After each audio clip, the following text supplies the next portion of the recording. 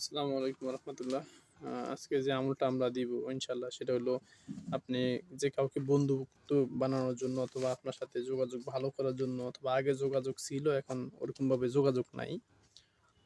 যেরকম ধরুন আমাদের বেশিরভাগ ক্ষেত্রে হয় আমাদের পদোন্নতি হওয়ার জন্য অথবা আমাদের যারা দেখা গেছে ঊর্ধ্বগত কর্মকর্তা বা আমার বড় যে সিনিয়র অফিসার আছে তার মন জয় করার জন্য বা তাকে আমার জন্য রাজি করার জন্য অথবা আমার পার্টনার সে আমার সাথে ভালো ব্যবহার করতেছে না, আমি চাইতেছি তার সাথে ব্যবসা করার জন্য, সে করতে চাইতেছে না, সেক্ষেত্রে এটা প্রয়োগ করা যায় তার সাথে ভালো সুসম্পর্ক হওয়ার জন্য অথবা বন্ধুত্ব করার জন্য। হ্যাঁ, এক কথায় এই তদবিরটা বন্ধুত্ব করার জন্য করা হয়। এটা খুবই পুরাতন একটা কিতাব থেকে আমার প্রায় 800 থেকে 900 বছর, প্রায় 850 বছর মতো হবে ওই বইটার বয়স। ওইখান থেকে আমার একটা আরবি কিতাব থেকে নেওয়া এটা। তো ওই কিতাব থেকে তদবিরটা দেওয়া, এটা খুবই পরীক্ষিত, আমি কয়েকবার প্রয়োগ করছি এবং এটা একটু সহজও বটে কিন্তু পড়াটা একটু কঠিন, কিন্তু কাজটা করা সহজ। হ্যাঁ, কিছু তদবির আছে আমাদের, ধরুন এটা তদবিরটা প্রয়োগ করা সহজ হইলেও জিনিসপত্র অনেক কিছু গোছান লাগে বা অনেক কিছু সংগ্রহ করা লাগে, সেক্ষেত্রে তদবিরগুলো কঠিন হয়ে যায়। আবার অনেক আছে তদবির সংগ্রহ করা কঠিন আর প্রয়োগ করা আপনার দেখা গেছে আরও কঠিন। এক্ষেত্রে সহজ কঠিনের বিষয় দিক থেকে এটা একটা খুব পারফেক্টলি বিষয়, যেহেতু এটা যার সাথে আপনার বন্ধুত্বর ইয়েটা করবেন তার সাথে কোনো সংযোগ করার প্রয়োজন হয় না। অতএব তাকে সরাসরি প্রয়োজন হয় না। তো সেক্ষেত্রে এটা একটা ভালো প্রক্রিয়া। অথবা ধরুন আপনার ওয়াইফের সাথে বা আপনার জামাইয়ের সাথে যেরকম সমস্যা, ভালো বন্ধুত্ব নেই, আগের মতো ওরকম সম্পর্ক নেই, সেক্ষেত্রে এটাও প্রয়োগ করতে পারবেন। এটা খুবই পাওয়ারফুল এবং পরীক্ষিত। অথবা আপনার ভাই সমস্যা, আপনার ভাইদের জন্য প্রয়োগ করতে পারবেন। ফ্যামিলির একাধিক মানুষের সমস্যা একাধিকদের জন্য প্রয়োগ করতে পারবেন।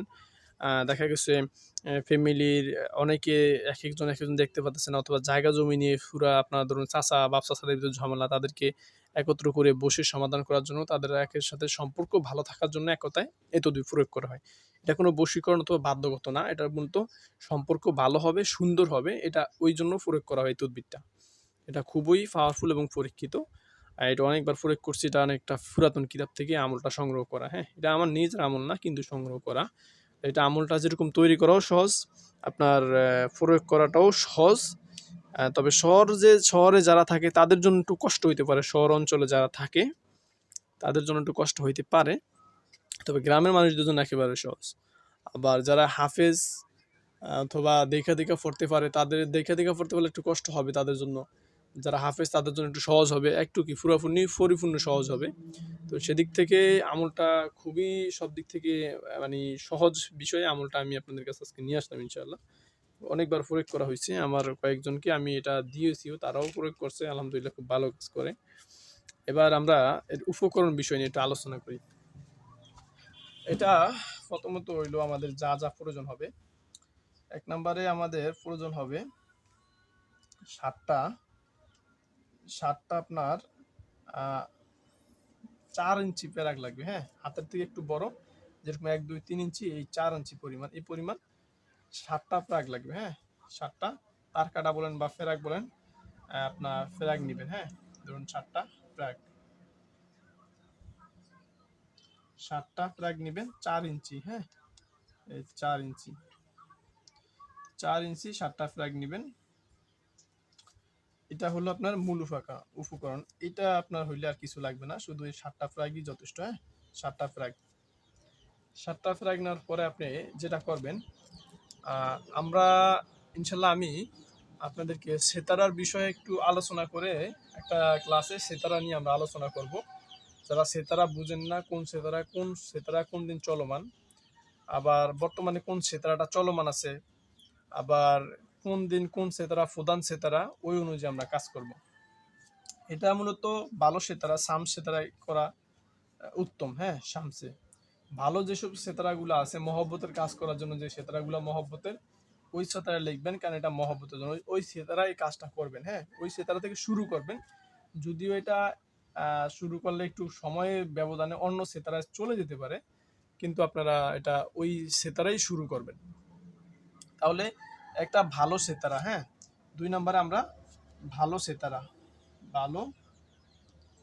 সেতারা সে সেতারা, ভালো সেতারার প্রয়োজন আছে। হ্যাঁ, ভালো সেতারা নেবেন।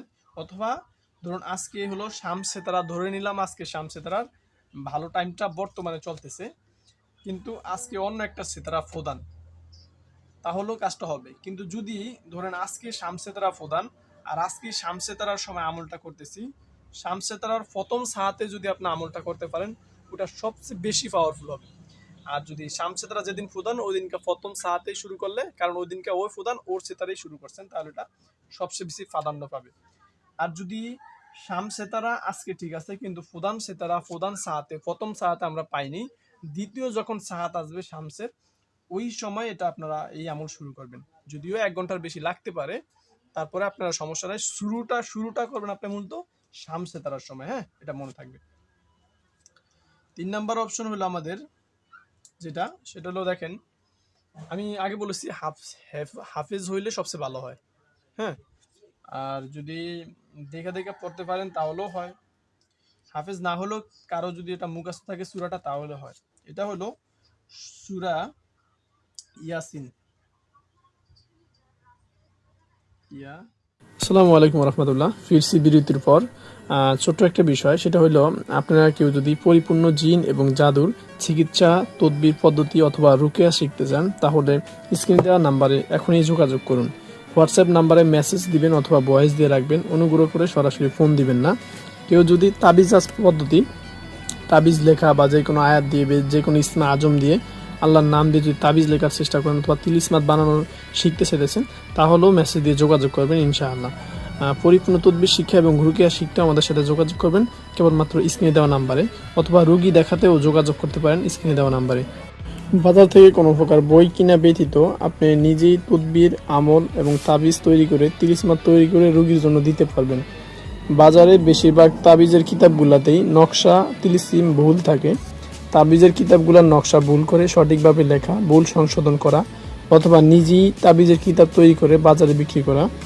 যে কোনো সমস্যার জন্য যে কোনো প্রকার তাবিজ তিলিসমাত এবং আমল আপনি নিজেই পরীক্ষিতভাবে তৈরি করতে পারবেন। পরীক্ষিত আমল তদবির তাবিজ শিখতে রুকিয়া শিখতে যোগাযোগ করতে পারেন স্ক্রিনে দেওয়া নাম্বারে। আমাদের ফেসবুক পেজের লিঙ্ক এবং গ্রুপের লিঙ্ক আর হোয়াটসঅ্যাপ গ্রুপের লিঙ্ক আমাদের ডিসক্রিপশন বক্সে দেওয়া থাকবে। আসসালামু আলাইকুম। সূরা ইয়াসিন, হ্যাঁ, সূরা ইয়াসিন 7 বার। এখন যে নরমালি দেখে দেখে পড়তে পারে তার জন্য এটা অনেক কষ্ট হবে, অনেক সময়ের বিষয়। এজন্য হাফেজদের কথা বলেছিলাম।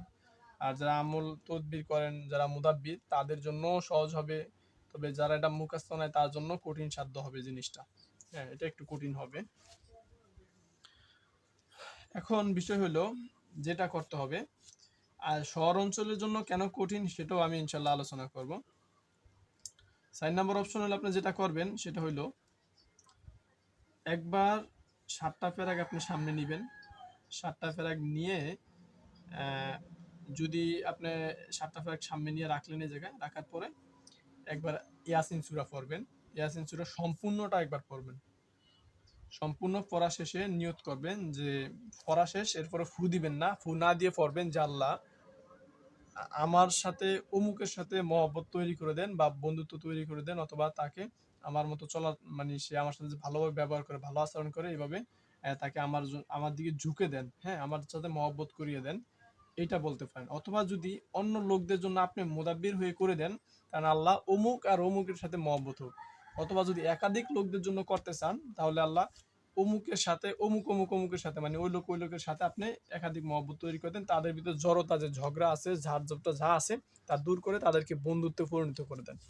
এটা 3 বার বলে, এই ইয়াসিন সূরা পড়ার পরে 3 বার বলে তারপর ফু দিবেন। মানে একবার পড়বেন, 3 বার এই কথা বলবেন, পড়া শেষে একবার, পড়া শেষে 3 বার এই কথা বলে তারপরে ফু দিবেন একটা। এটা একবার শেষ। এবার দ্বিতীয়বারে সেম ভাবে পড়বেন, পড়ে আবার দ্বিতীয়বারে 3 বার ফু দিবেন, আবার তৃতীয়বারে সেম ভাবে ফু দিবেন, চতুর্থবারে সেম ভাবে ফু দিবেন। এইভাবে আপনি 7 বার শেষ করবেন। ঠিক আছে? শেষে কিন্তু 3 বার করে বলবেনই যখন শেষ। হ্যাঁ, এইবার শেষে আপনার যেটা করণীয় সেটা কি করবেন, 5 নাম্বার অপশন হইলো আপনি যা করবেন উক্ত ফেরাকগুলো, মানে যেই পরে নিছেন যে ফেরাকগুলো আছে এগুলাকে নিবেন, নেওয়ার পরে দেখেন আমি এটা কয়েকটা কাজ করে রাখছি। আমার কাছে ছোটই ছিল মূলত, এই যে এটা একটু 3 ইঞ্চি আমার কাছে ছোট ছিল, এটা হচ্ছে একটু বড়। তো ছোটগুলা দিয়ে হয় তো বড় নেওয়াটা সবচেয়ে বেশি উত্তম। আমি এটা নিয়ে কাজ করছি, আমার এখানে অনেকগুলাই আছে, এই যে এগুলা আমি তৈরি করে রাখছি। আমার একটা কয়েকজনের জন্য আমি এটা প্রয়োগ করছি অলরেডি, অনেকজনের জন্যই এটা প্রয়োগ করে রাখছি।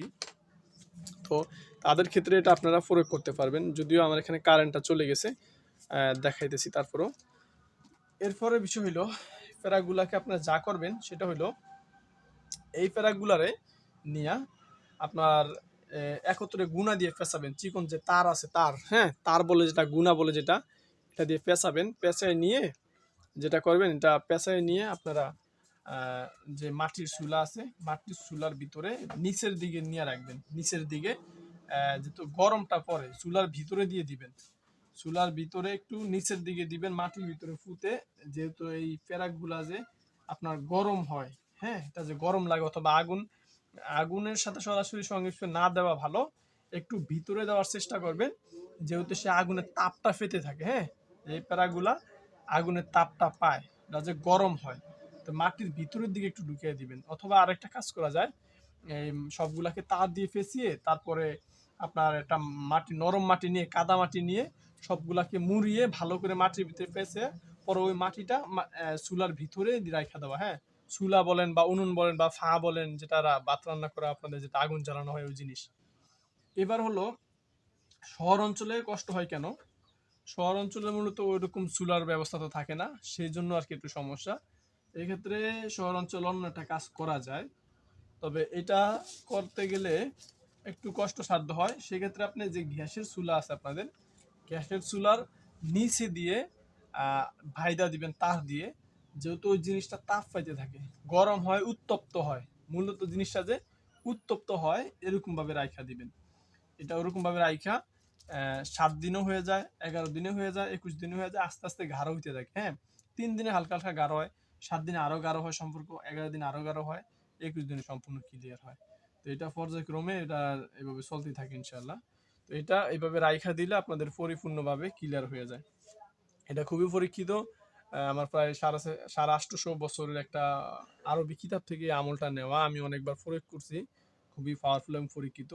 তবে আমি এখানে যেগুলো আমি দিতেছি একাধিক পরীক্ষা করার পরে আপনাদেরকে এগুলা দিতেছি, যাচাই বাছাই করার পরে।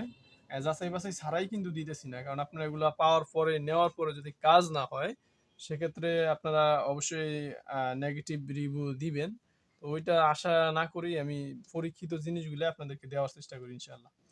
আগামীতে আমরা পরীক্ষিত বিচ্ছেদের আলোচনা নিয়ে, বিচ্ছেদের তদবির নিয়ে ইনশাআল্লাহ আলোচনা করব। ঠিক আছে, আজকে এ পর্যন্তই।